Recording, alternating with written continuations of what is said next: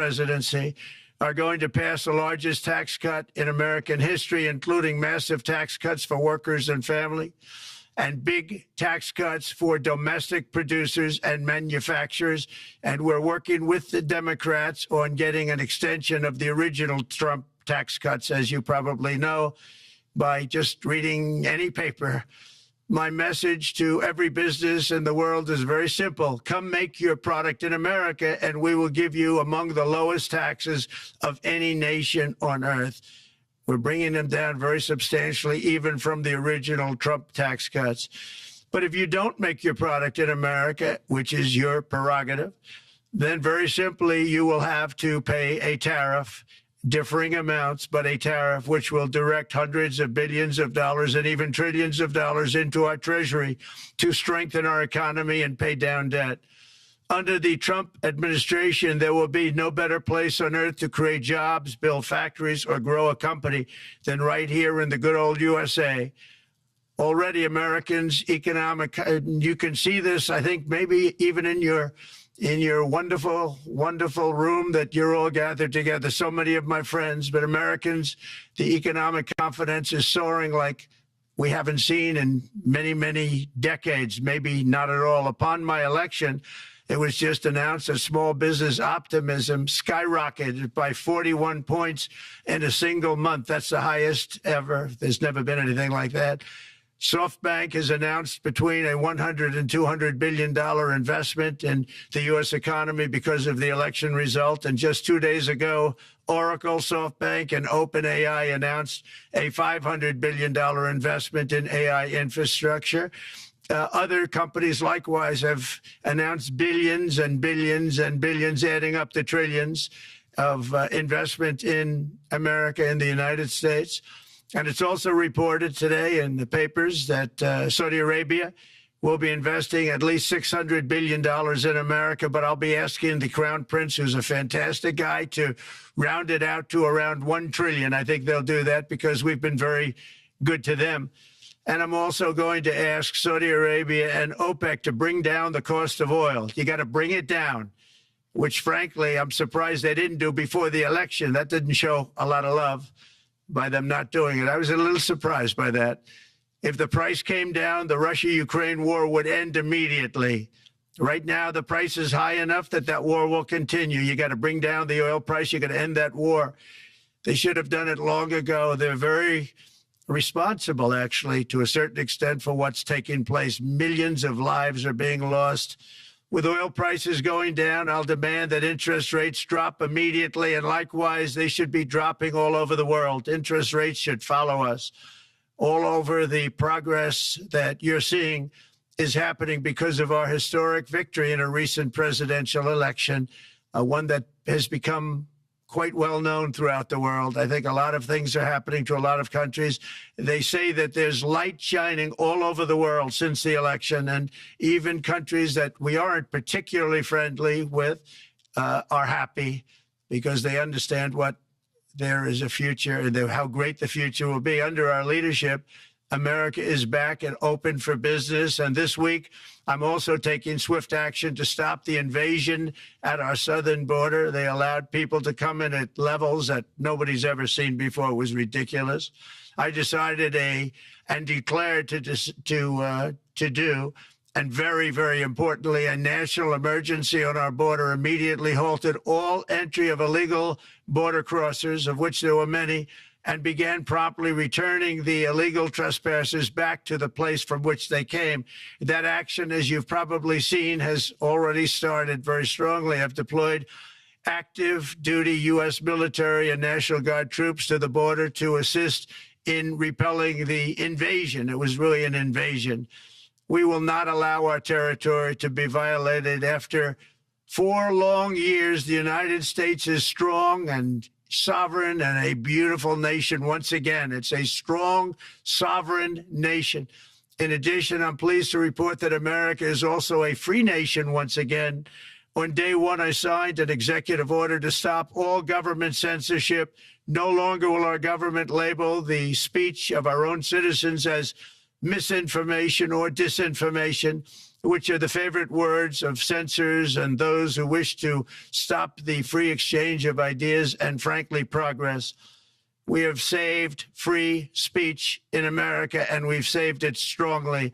With another historic executive order this week, I also ended the weaponization of law enforcement against the American people and, frankly, against politicians, and restored the fair, equal, and impartial rule of law. My administration has taken action to abolish all discriminatory diversity, equity, and inclusion nonsense, and these are policies that were absolute nonsense throughout the government and the private sector. With the recent yet somewhat unexpected great Supreme Court decision just made, America will once again become a merit-based country. You have to hear that word, merit-based country. And I've made it official, an official policy of the United States, that there are only two genders, male and female.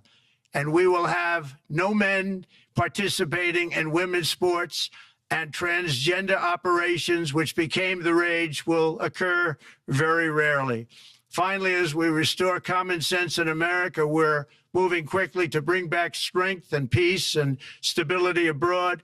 I'm also going to ask all NATO nations to increase defense spending to 5% of GDP, which is what it should have been years ago. It was only at 2%, and most nations didn't pay until I came along. I insisted that they pay, and they did, because the United States was really paying the difference at that time, and it was unfair to the United States. But many, many things have been unfair for many years to the United States. Before even taking office, my team negotiated a ceasefire agreement in the Middle East, which wouldn't have happened without us, as I think most of the people in the room know. Earlier this week, the hostages began to return to their families. They are returning, and it's a beautiful sight, and they'll be coming in more and more. They started coming back on Sunday. Our efforts to secure a peace settlement between Russia and Ukraine are now hopefully underway. It's so important to get that done. That is an absolute killing field. Millions of soldiers are being killed. Nobody's seen anything like it since World War II. They're laying dead all over the flat fields. It's a flat field farmland. And there's millions of Russians and millions of Ukrainians, and nobody's seen anything like it since World War II. It's time to end it. And here in America, we have big events coming up. Next year, we have the 250th anniversary of America's founding. I'm so honored to be president during that. That's been a big event. They've been talking about it for 10 years. We also have the World Cup, and I understand Gianni's in the room. Infantino, he was very instrumental in helping us get it. He's there with you someplace, I think, and I want to thank him for that. And then we have the Olympics coming up, which I was instrumental in getting also in my first term. And who would have known that by skipping a term, I would get the Olympics? I was upset. I said, you know, I got the Olympics to come and I won't be president. But it turned out through a stroke of luck, or whatever you might call it, that I'm going to be president during the World Cup and the Olympics and the 250th anniversary. So that's going to be three big events. And we've accomplished more in less than 4 days. We have really been working 4 days than other administrations have accomplished in 4 years. And we're just getting started. It's really an amazing thing to see. And the spirit and the light over our country has been incredible. Under the last administration, our nation has suffered greatly, but we're going to bring it back and make it greater, bigger, stronger, better than ever before. I want to thank everybody for being with you. I would have been there myself, except the inauguration was 2 days ago. I thought it might be a little bit quick to make it the first stop, but we'll get there one day. We hope to get there. But I do appreciate, I heard the audience is fantastic, and many of my friends are in the audience, and I will be taking questions now from some very distinguished people. Thank you all very much.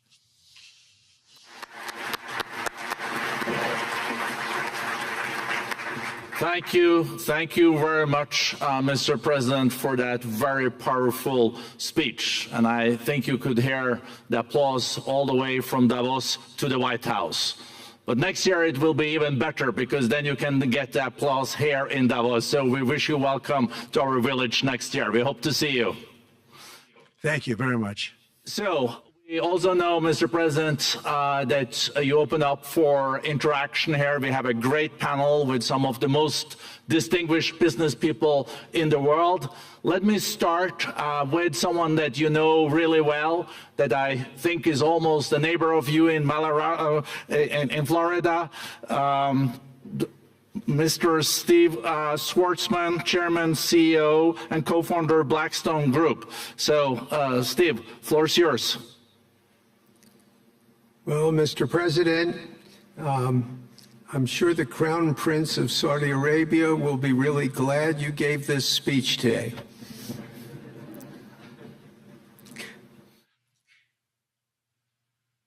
You've had the busiest 4 days that anybody can imagine, and congratulations for that.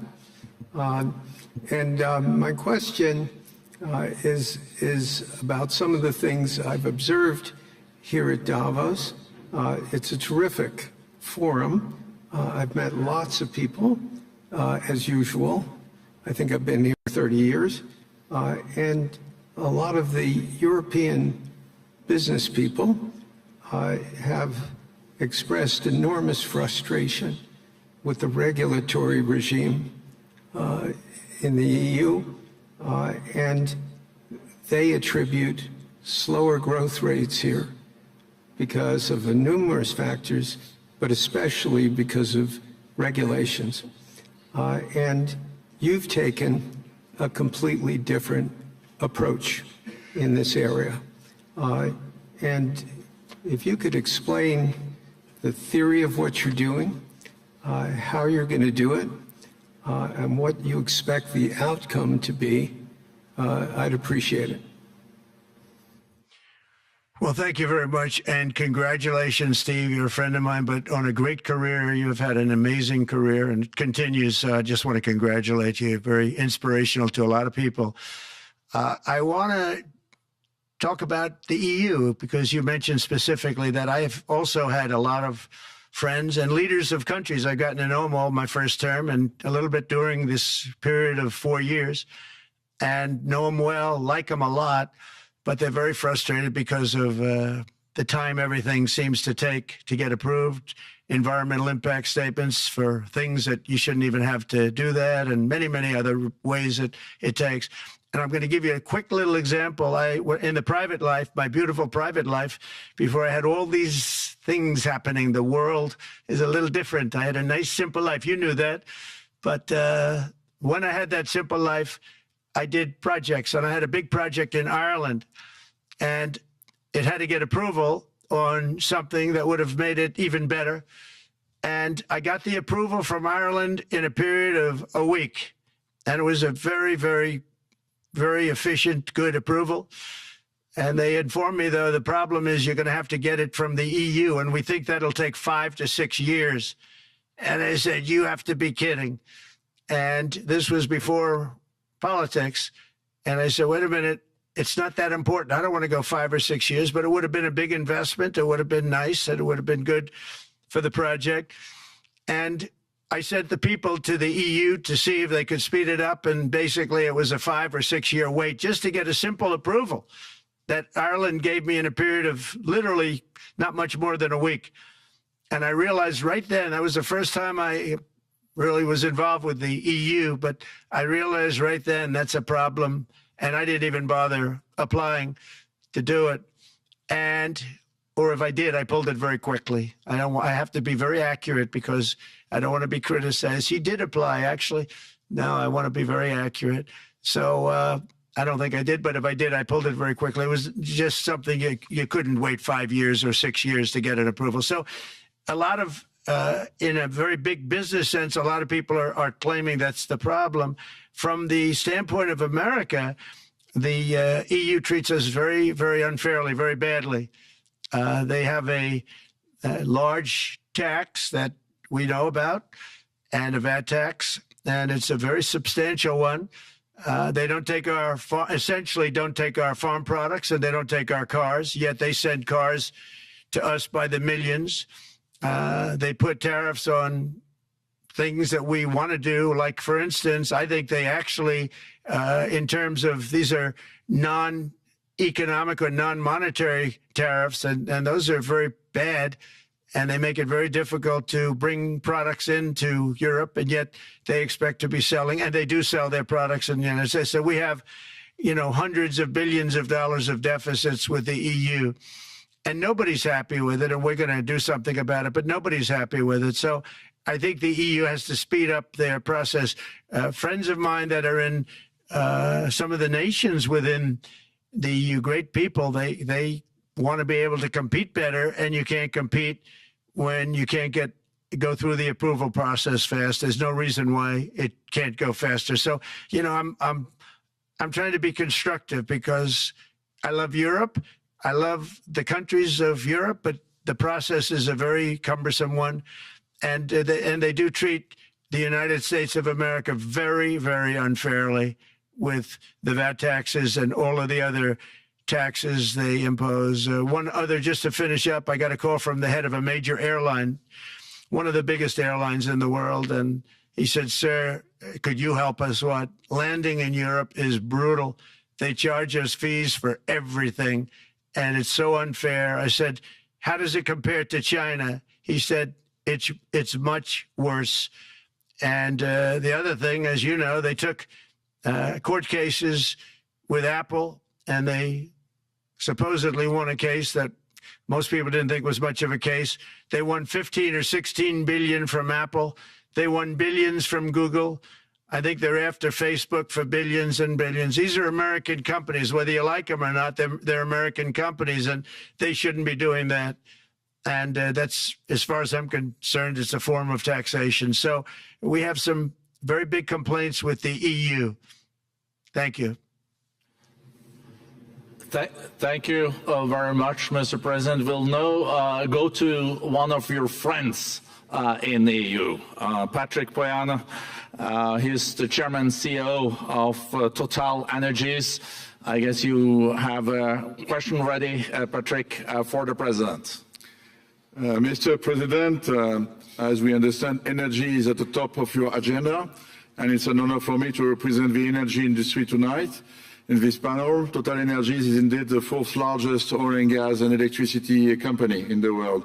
I will not ask you a question about the oil price. It's quite clear what you expect from us. I will go to gas more.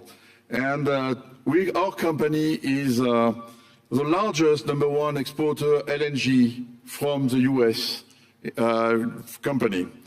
We are a strong contributor to, and we invest in a mammoth LNG projects in Texas, $20 billion. It's far from 200, but it's $20 billion.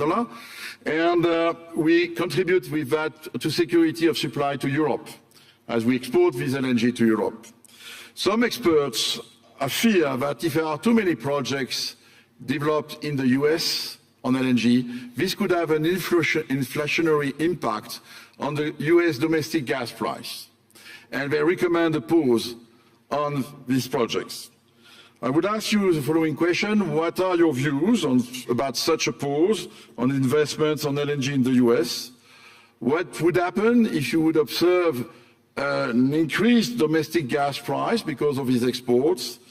And final question, which is important for Europe: would you agree to guarantee security of supplies of US LNG to Europe? Well, in the last part of your question, yes, I would. I would make sure that you get it. If we make a deal, we make a deal, you'll get it. Because a lot of people do have that problem. They make a deal and then it can't get supplied because of war-type problems and other problems. So we would absolutely do that. LNG is very interesting because when I took office for the first term, one of the first things I looked at was there were two very massive plants in Louisiana, a state that has been very good to me, won it by many, many points. And I felt strongly indebted to it, actually. And they said there are two plants that have been under environmental consideration for more than 10 years. And they were costing, as you say, you know how expensive those plants are, but they were costing like 12 billion and I think 14 or 15 billion, but they couldn't get their permits. They were in review for years, many, many years, like a decade or more. And I said, so ridiculous. I know so much about that because in the construction industry, I had to go through it too, but I got good at it after a while. But I saw the projects, and you're talking about a total investment of 25 to $30 billion, and it looked like it was going to end. They couldn't get their permits, and I got them done in less than a week. It was done, completed. In fact, when they called them to announce that it was done, the countries, largely countries, Japan was involved and another country and some very big investors, they couldn't believe it. They actually couldn't believe it. And I said, just do yourself one favor. Don't pay any consultants, because the only one that got it done was me. I got it done because it was the right thing to do for the U.S. and for the world. But the consultants had nothing to do with it. You know, the consultants go in and they say, give us millions of dollars because Trump did it. Nobody called me about it. I just heard it was a problem for years. And I got it done because it was the right thing to do for the U.S. and the right thing to do for beyond. It had to do with energy, very important. So I think it's very important. I think I disagree with one. I think the more that you do, the lower the price is going to go. And what I'd like to see is rapid approvals. We're going to give very rapid approvals in the United States, like with the AI plants, talking to many people want to build them. That's going to be a very big thing. We're going to build electric generating facilities. They are going to build. I'm going to get them the approval. Under emergency declaration, I can get the approvals done myself without having to go through years of waiting. And the big problem is we need double the energy we currently have in the United States. Can you imagine? For AI to really be as big as we want to have it, because it's a very competitive, it'll be very competitive with China and others. So I'm going to give emergency declarations so that they can start building them almost immediately. And I think it was largely my idea because nobody thought this was possible. It wasn't that they were not smart, because they're the smartest. But I told them that what I want you to do is build your electric generating plant right next to your plant as a separate building, connected. And they said, wow, you're kidding. And I said, no, I'm not kidding. You don't have to hook into the grid, which is old and, could be taken out. If it's taken out, they wouldn't have any way to get any electricity. So we are going to allow them to go on a very rapid basis to build their plant, build the electric generating plant. They can fuel it with anything they want, and they may have coal as a backup, good, clean coal, If there were a problem with a pipe coming in, as an example, you're going with gas, oil or gas, and a pipe gets blown up or for some reason doesn't work, there are some companies in the U.S. that have coal sitting right by the plant so that if there's an emergency, they can go to that short-term basis and use our very clean coal. So that's something else that a lot of people didn't even know about, but nothing can destroy coal, not the weather, not a bomb, nothing. It might make it a little smaller, might make it a little different shape, but coal is very strong as a backup. It's a great backup to have that facility, and it wouldn't cost much more money. And we have more coal than anybody. We also have more oil and gas than anybody. So we're going to make it so that the plants will have their own electric generating facilities attached right to their plant. They don't have to worry about a utility. They don't have to worry about anything. And we're going to get very rapid approvals. Thank you. Thank you so much, Mr. President. We'll now go to another CEO that you know very well, Brian Moynihan, the CEO and Chair of Bank of America. Good afternoon, Mr. President, and congratulations, and obviously an eventful week for you and your family. If you remember 5 years ago, you came here and we walked among 150 CEOs from all over the world, and you engaged with them about your policies and your procedures.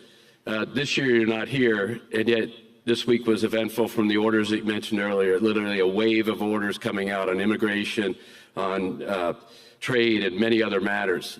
And so, as a representative of the United States here, we got a lot of questions about what does all this mean and how would the president square this with his clear focus on growth, prosperity, market growth, stock market growth, a good bond market, in bringing down prices. So how do you think about the impact of all these orders and how fast they come out, and how you're going to balance them with that scorecard of being successful in both continuing GDP growth, bringing down inflation, and also having a good stock price appreciation for the American citizen? Well, I think it's going to actually bring down inflation. It's going to bring up jobs. We're going to have a lot of jobs. We're going to have a lot of companies moving in. You know, Brian, we're at 21%. It was at 40%, and I got it down to 21%, the corporate tax. And it was actually, if you look at state and city, it was in many cases much higher than 40%. I got it down to 21%. And now we're going to bring it down from 21 to 15% if, there's a big if you make your product in the U.S. So we're going to have the lowest, just about the lowest rate. It'll be, the 21 is on the low side worldwide. The 15 is about as low as it gets. And by far the lowest of a large country, a large, you know, rich, powerful country, by far, not even a contest. So we're going to bring it down to 15% if you make your product in the USA. So that's going to create a tremendous buzz. We're also probably going back to the one-year deduction where we deduct, you know, we did that originally, and that was amazing what the impact that had, the one-year deduction, which built up over a period of time, and then it expires. But we're going to go back to that when we do the renewal of the Trump tax plan. We have to get Democrats to approve it. But, you know, if the Democrats didn't approve it, I don't know how they can survive with about a 45% tax increase, because that's what it would be. And so I think they're going to be. We've been working along with them pretty well. I think it's very hard for a political group to say, let's charge people 45% more. So I think we're in good shape. But we're actually doing a reduction for business and small businesses where you're going to bring it down to 15%, which is really something. And by the way, speaking of you, and you've done a fantastic job, but I hope you start opening your bank to conservatives, because many conservatives complain that the banks are not allowing them to do business within the bank. And that included a place called Bank of America. They don't take conservative business. And I don't know if the regulators mandated that because of Biden or what, but you and Jamie and everybody, I hope you're going to open your banks to conservatives, because what you're doing is wrong. Mr. President, I'll say that your friend Gianni said hello, told me to tell you hello, and we look forward to sponsoring the World Cup when it comes, both this summer for the club and next year. So thank you for getting that for the United States. Thank you very much, Brian. Thank you, Mr. President. We'll now go to Ana Butin. She's the executive chairman of Banco Santander, one of the big European banks, and also in the U.S. So, Ana. Mr. President, congratulations on a historic victory. I believe you don't know me as well as my fellow panelists, so a few words. Santander is one of the largest banks in the world by number of customers, 170 million. That's more than my friend Brian or my friend Jamie have. And those... They fixed the regulation. That's coming, that's coming. That was cheeky. We're a big investor in the United States. We have many million customers, 12,000 employees. We're one of the largest auto lenders. And we recently launched a fully digital bank called Open Bank. We strongly believe banks have a pivotal role in the economy, and we can accelerate growth and help many more customers. That's what we're doing in the United States. So, as Brian pointed out, we very much welcome your focus on deregulation and reducing bureaucracy. So my question is, what are your priorities in this regard, and how fast is this going to happen? Thank you very much. I think it's going to, thank you and congratulations. I know very much about your bank, and you've done a fantastic job. Congratulations. We are going to move very quickly. We've moved very quickly. We've done things in the last 3 days that nobody thought were possible to do in years. And it's all taking effect. It's going to have a huge impact on the economy, a huge positive impact. Money was being wasted on crazy things. I mean, the Green New Deal was such a total disgrace, how that was perpetrated. And it was conceived of by people that were average students, less than average students, I might add, and never even took a course in energy or the environment. It was just a game. Remember, the world was going to end in 12 years. Remember that? Well, the 12 years has come and gone. It was going to end. It was going to all foam into earth. But, you know, the time has come. These people, and they really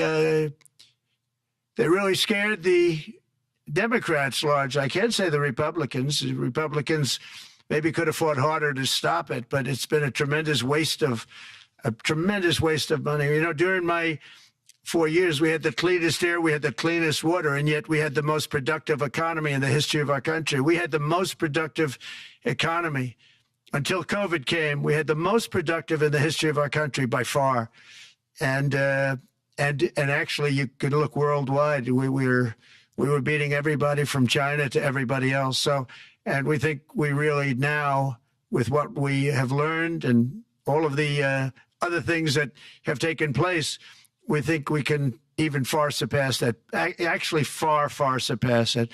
But we do, one thing we're going to be demanding is we're going to be demanding respect from other nations. Canada, we have a tremendous deficit with Canada. We're not going to have that anymore. We can't do it. I don't know if it's good for them. As you probably know, I say you can always become a state. Then if you're a state, we won't have a deficit. We won't have to tariff you, et cetera, et cetera. But Canada has been very tough to deal with over the years, and it's not fair that we should have a $200 billion or $250 billion deficit. We don't need them to make our cars, and they make a lot of them. We don't need their lumber because we have our own forests, et cetera, et cetera. We don't need their oil and gas. We have more than anybody. So, you know, just as an example, with Mexico, we're dealing with Mexico, I think, very well. And we're just, you know, we just want to be treated fairly with other nations, because there's hardly a nation in the world, and I blame this on us, and I blame it on politicians that, for some reason, mostly it's stupidity, but you could also say other reasons, but mostly stupidity. They've allowed other nations to take advantage of the U.S., and we can't allow that to happen anymore. You know, we have debt. It's a very small debt when you compare it to the value of the assets that we have, but we don't want to do that. We want to just have debt be obliterated, and we'll be able to do that fairly rapidly. And a lot of good things are going to happen. And honestly, good things are going to happen for the world, and good things are going to happen for the people that are dealing with us, allies and beyond allies. One thing very important, I really would like to be able to meet with President Putin soon and get that war ended. And that's not from the standpoint of economy or anything else. It's from the standpoint of millions of lives are being wasted.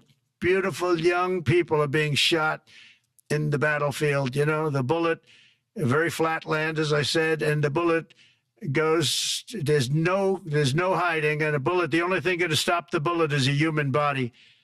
And you have to see, I've seen pictures of what's taken place. It's a carnage, and we really have to stop that war. That war is horrible.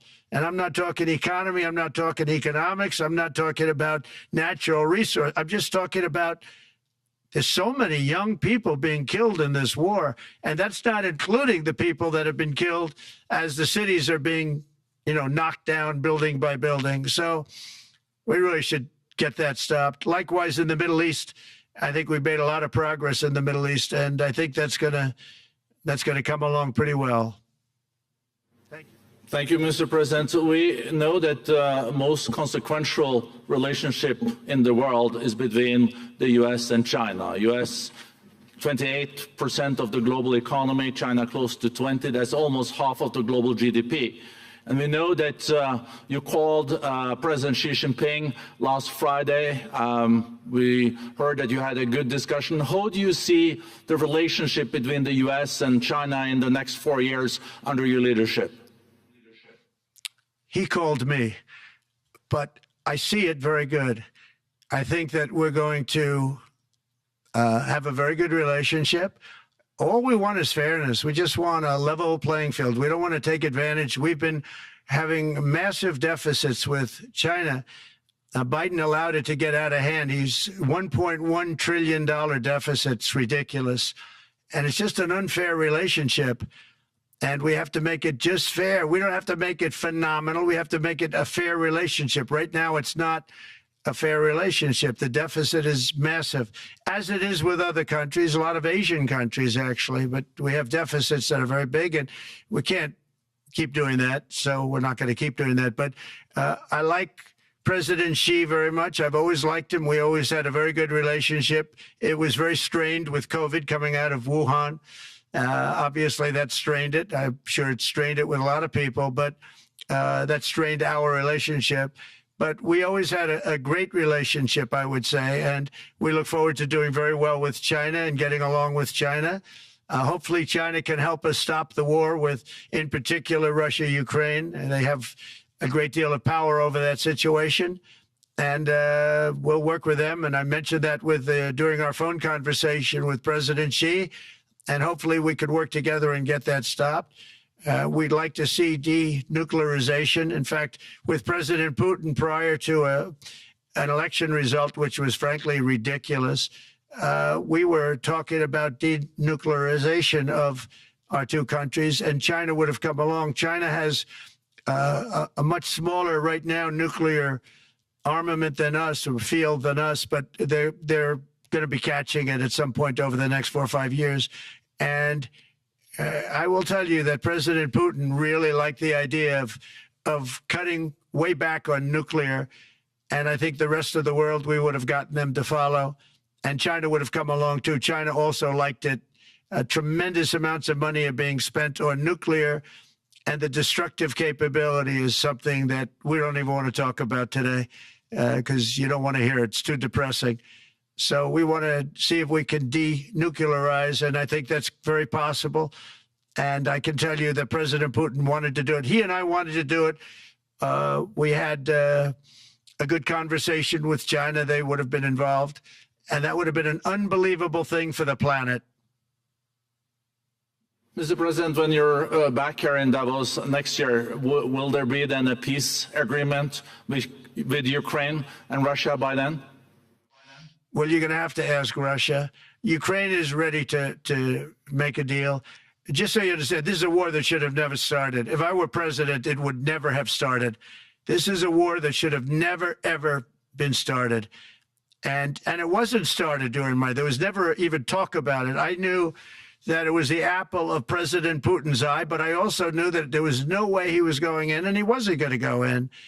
And then when I was out, bad things happened, bad things were said, a lot of stupidity all around, and you end up with what you have. Now you have all these bombed out cities that look like demolition sites with many people killed. I think the thing that you'll see about Ukraine is that far more people have died than is being reported. And I've seen that. But far, far more people have died. When you look at a city that's become a demolition site where big buildings have been collapsed by missiles hitting them and everything else, and they say one person was slightly injured. No, many people were killed. Those are big buildings. I was surprised at how that was my business. These are buildings that go 2 and 3 blocks long. They're 20 stories high. They're big, powerful buildings, and they were knocked down, and there were a lot of people in those buildings. That announced that 2 people were injured. That's not true. So I think you're going to find that there were many more people killed in Ukraine in the Ukraine war than anybody has any idea. But if you look now, so many of the people being killed are soldiers just facing each other with guns, rifles, and drones, the new form of warfare, drones. And it's a very sad thing to see. And when you see pictures of the fields that I see, nobody wants to see it. You'll never be the same. Thank you very much, Mr. President, on behalf of all the 3,000 participants here in Davos. We really underline that joining us the third day in your presidency, live taking questions here is so appreciated, and we are already ready for receiving you next year in person. So thank you very much, and all the best from Davos. Thank you. Thank you very much. Thank you.